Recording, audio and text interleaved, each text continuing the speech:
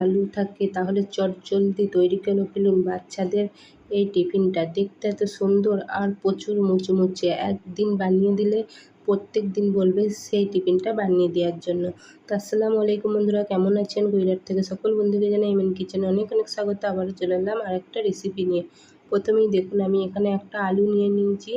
আলুটাকে আমি ছিলে নিলাম। তারপর একটা প্লেট নিয়েছি, প্লেটের মধ্যে একটা গ্রেটার নিয়ে আলুটাকে আমি গ্রেট করে নিচ্ছি।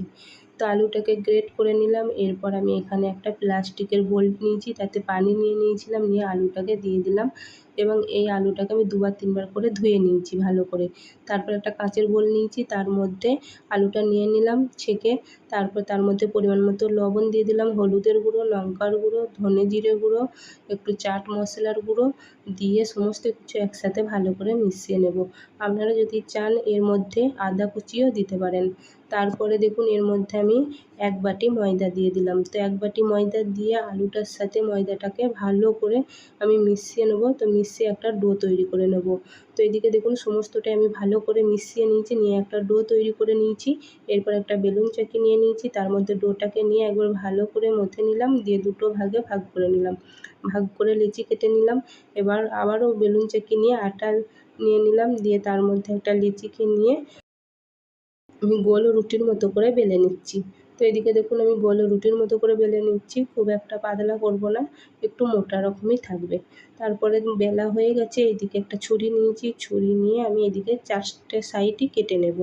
তো এদিকে দেখুন আমি 4টে সাইড কেটে নিলাম।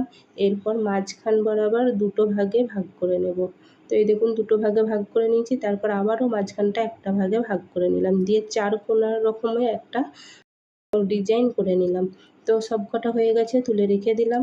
এরপর ওভেনটা জ্বেলে নিলাম, দিয়ে একটা কড়া বসিয়ে দিলাম। তো কড়াটা দেখুন গরম হয়ে গেছে, এরপর তেল দিয়ে দেবো।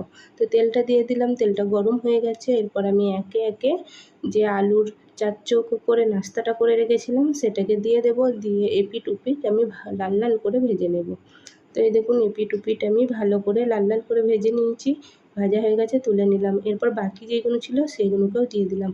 তবে হ্যাঁ, এক জায়গায় আমার স্লিপ হয়ে গেছে, সেটা হচ্ছে এগুলোকে একটু ছিদ্র করে নিতে হবে, তা নাহলে কিন্তু এগুলো ফুলে যাবে এবং খুব একটা মুচমুচে হবে না। তো এগুলো দেখুন আমি ছিদ্র করে নিয়েছিলাম, সেটা দেখানো হয়নি।